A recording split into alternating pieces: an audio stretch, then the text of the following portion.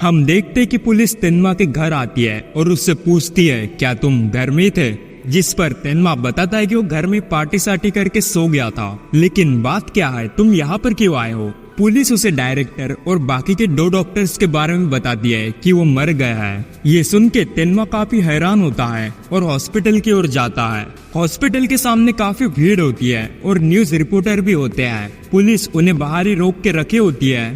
तेनमा फिर सीधा हॉस्पिटल के अंदर जाता है और ऑब्वियसली उसे अंदर जाने दिया जाता है क्योंकि वो वहाँ का डॉक्टर है। हॉस्पिटल के अंदर वहाँ एक पुलिस एक डॉक्टर से इन्वेस्टिगेशन कर ही रहा होता है और तभी तेनमा वहाँ आता है। तेनमा उस डॉक्टर से पूछता है क्या हॉस्पिटल में कोई और इमरजेंसीज है, जिस पर वो डॉक्टर बताते कि ऐसी सिचुएशन में भी 2 ऑपरेशन बचे हैं। तेनमा कहता है कि ठीक है, मैं वो संभाल लूंगा। वो फिर जाने लगता है कि तभी वो पुलिस उसे रोकता है और कहता है कि मुझे तुमसे पहले इन्वेस्टिगेशन करनी है। तेनमा उसे कहता है कि अभी नहीं, अभी ये समय नहीं है। लेकिन वो पुलिस कहता है कि ये जरूरी है और वो पूछता है क्या तुम्हें किसी ऐसे इंसान का पता है जो डायरेक्टर से नफरत करता हो। ये सुन के तेनमा थोड़ा सोच में पड़ जाता है क्योंकि सिर्फ वही तो डायरेक्टर से नफरत करता है। तेनमा फिर उसे कहता है कि नहीं। तभी वहाँ एक नर्स आती है और वो बताती है कि वो 2 जुड़वा बच्चे अपने रूम से गायब है और हम उन्हें कहीं भी नहीं ढूंढ पा रहे हैं। तेनमा फिर तेजी से जोहान के रूम की ओर जाता है और वो देखता है कि सच में वहाँ कोई भी नहीं होता है। ये देख के तेनमा काफी हैरान होता है और सोचता है आखिर अब ये सब क्या हो रहा है। खैर उसके बाद हम डायरेक्टर की फनरल की ओर देखते हैं जहाँ ईवा बहुत रो रही होती है।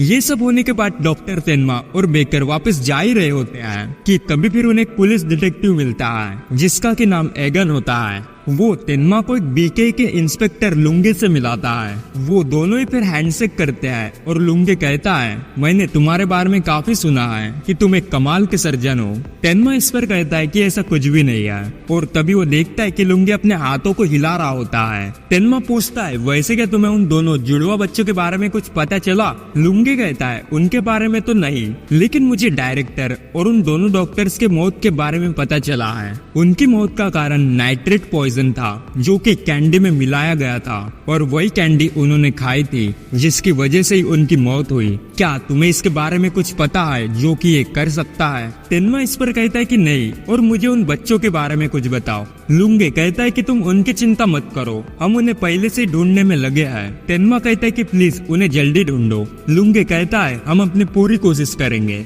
इसके बाद तेनमा और बेकर वहाँ से चले जाते हैं और लुंगे कहता है ये तेनमा, इस हादसे के पहले ही डायरेक्टर ने इसे अपने पोजीशन से निकाल दिया था ना, और इसकी शादी भी डायरेक्टर की बेटी से टूट गई। जरूर यहाँ कुछ ना कुछ तो गड़बड़ है और वो उस पर शक करने लगता है। एगन बताता है कि लेकिन जब डायरेक्टर की मौत हुई थी तब तेनमा बार में ड्रिंक कर रहा था। लुंगे अब भी अपना हाथ हिलाता है और एगन इसी के बारे में उससे पूछता है, जिस पर लुंगे बताता है कि जब भी मैं अपनी उंगलियां ऐसे हिलाता हूँ तब इसका मतलब यह है कि मैं ये सब सारी जानकारी अपने दिमाग के हार्ड डिस्क में डाल रहा हूँ ताकि जब भी मुझे इसके आगे जरूरत पड़े तो मैं इसे इस्तेमाल कर सकूं। इधर बेकर फिर तेनमा से कहता है क्या पुलिस तुम पे शक कर रही है? तेनमा कहता है कि ये इसलिए क्योंकि अब तक पिछले दिनों जो मेरे साथ ऐसा हुआ है। बेकर कहता है कि ज्यादा चिंता मत करो, उन्होंने मेरे से भी ऐसे ही सवाल पूछे थे। तेनमा कहता है कि मैं तो ये सबसे काफी थक चुका हूँ और सोच रहा हूँ कि मैं ये सब छोड़ के वापस जापान चले जाऊँ।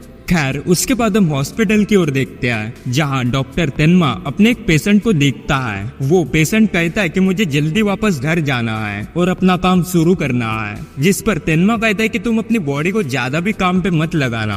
उसके बाद वो पेशेंट पूछता है कि मैंने सुना है कि तुम ये हॉस्पिटल छोड़ के जा रहे हो, क्या ये बात सच है? प्लीज तुम ये कभी मत करना, तुम्हारे जैसे डॉक्टर इस दुनिया में बहुत कम है और हम तुम जैसों को खोना नहीं चाहते। वो उसका हाथ पकड़ लेता है और कहता है कि प्लीज तुम अपने काम को कभी मत छोड़ना। तभी फिर वहाँ एक नर्स आती है जो तेनमा को बताते हैं कि हॉस्पिटल के चेयरमैन उसे एक मीटिंग में बुला रहे हैं। जाते वक्त फिर नर्स उसे कहती है कि इस मीटिंग में कुछ भी हो जाए लेकिन प्लीज आप इस हॉस्पिटल को छोड़ के कभी मत जाना। खैर जैसे फिर तेनमा मीटिंग पे जाता है तभी वहाँ के चेयरमैन कहते हैं कि रिसेंटली इस हॉस्पिटल के हादसे की वजह से उन तीनों लोगों की पोजीशन खाली हो गई है, इसलिए मैं तुम्हें तुम्हारे चीफ ऑफ सर्जरी की पोजीशन वापस दे रहा हूँ। ये सुनकर तेनमा बाहर आ जाता है और हम देखते हैं कि वो काफी उदास होता है। वो कहता है आखिर मेरी जिंदगी के साथ क्या हो रहा है। पहले डायरेक्टर ने मुझे मेरे खुद के डिसीजन की वजह से मुझे चीफ ऑफ सर्जरी से निकाल दिया, और जब मैं चाहता हूँ कि मैं एक नॉर्मल डॉक्टर के समान काम करूँ तभी मुझे वापस से वही पोजीशन दे दी। वो इस बात पर काफी रोता है। उसके बाद हम देखते हैं कि ईवा और तेनमा एक रेस्टोरेंट पर मिलते हैं, जहां तेनमा के वापस से उसके पोजीशन मिलने पर ईवा उसे कहती है कि वो वापस से अपने रिलेशनशिप को कंटिन्यू कर सकते हैं। लेकिन तब तेनमा उसे कहता है लेकिन तेनमा तब उसे इग्नोर करके वहां से चला जाता है। इसके बाद हम 9 साल बाद का सीन देखते हैं और साल है 1995। हम देखते हैं कि तेनमा हमेशा की तरह अपनी ड्यूटी कर रहा होता है और ऑपरेशन कर रहा होता है। उसके बाद हम सिटी की ओर देखते हैं जहां बाढ़ आई होती है। हम पुलिस की ओर देखते हैं जो एक मिडिल एज कपल के मर्डर को इन्वेस्टिगेट कर रहे होते हैं। वहाँ एक ऑफिसर कहता है कि पिछले 2 सालों में ऐसे 4 केसेस दिखाई दिए हैं जिसमें से मिडिल एज कपल का मर्डर हुआ है और सभी को एक ही तरीके से मारा है। वो कहता है कि शायद ये हत्या चोरी की वजह से की है, लेकिन तभी हम वहाँ इंस्पेक्टर लुंगी को भी देखते हैं जो कहता है कि ये चोरी की वजह से नहीं है, क्योंकि जितने भी कपल्स मरे हैं उनके बच्चे नहीं है। इन चारों केसेस में काफी सिमिलरिटीज है, इनकी वजह चोरी नहीं हो सकती। तभी वो ऑफिसर कहता है कि हाँ, इन कपल के भी बच्चे नहीं थे, लेकिन इनके घरों में चोरी हुई है क्योंकि इन सबके घर से पैसे गायब है।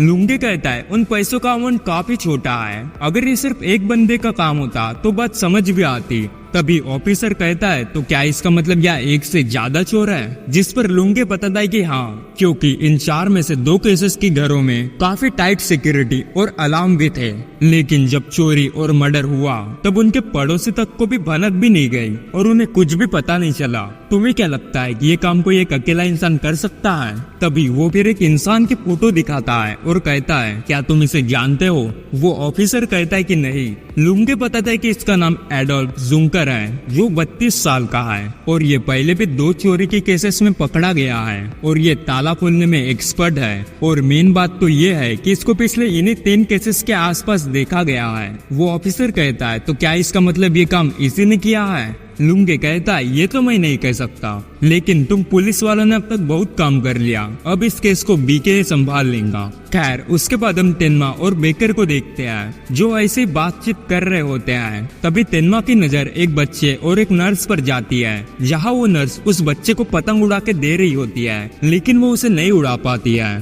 तेनमा फिर उनके पास जाता है और उसे उस बच्चे को पतंग उड़ा के देता है और कहता है कि तुम जल्दी ठीक हो जाओ और फिर तुम खुद इस पतंग को उड़ाना।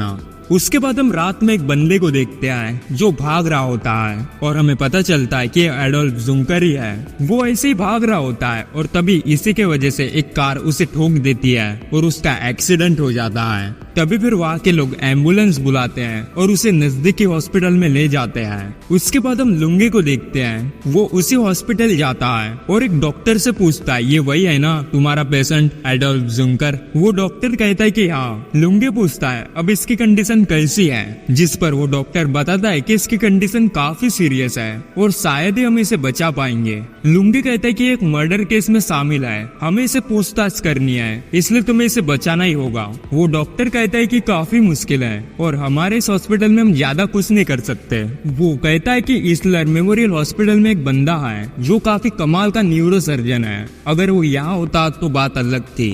लुंगी कहता है क्या तुम तेनमा की बात कर रहे हो? उसके बाद हम देखते हैं कि तेनमा को वहाँ बुलाया जाता है और वो डॉक्टर तेनमा को उस पेशेंट की कंडीशन बताता है। लुंगी फिर तेनमा को कहता है काफी दिनों बाद मिले, लेकिन तेनमा उसे पहचान नहीं पाता और पूछता है तुम कौन हो? लुंगी उसे कहता है कि डायरेक्टर की मौत को 9 साल बीत गए और तभी तेनमा समझ जाता है कि बीके का इंस्पेक्टर लुंगी है। लुंगी उसे कहता है कि प्लीज तुम्हें उस पेशेंट को बचाना ही होगा क्योंकि एक बड़े केस में शामिल है। तेनमा कहता है कि मैं पुलिस के लिए काम नहीं करता बल्कि मैं पेशेंट के लिए काम करता हूँ। लुंगी कहता है कि ठीक है। उसके बाद तेनमा वहाँ से जाने लगता है और लुंगी कहता है कि मैंने सुना था कि तुम चीफ ऑफ सर्जरी बन गए। तेनमा कहता है तुम्हें इससे कोई दिक्कत है? जिस पर लुंगी कहता है कि ऐसा नहीं है, तुमने इतनी कम उम्र में इतना हासिल कर लिया इसलिए मैंने ये कहा था। वो फिर ये भी कहता है तो इसके बाद अगले डायरेक्टर तो तुम ही बनने वाले हो ना? जिस पर तेनमा कहता है कि नहीं, मेरे लिए काफी दूर की बात है। लुंगी फिर उसे 9 साल पहले मर्डर के बारे में बात करता है कि वो मर्डर काफी इंटेलिजेंट इंसान ने किया है, क्योंकि हमें सिर्फ एक ही क्लू मिला है जो कि वो कैंडी है। हम अब भी उस केस पर जांच कर ही रहे हैं। तेनमा कहता है आखिर तुम कहना क्या चाहते हो?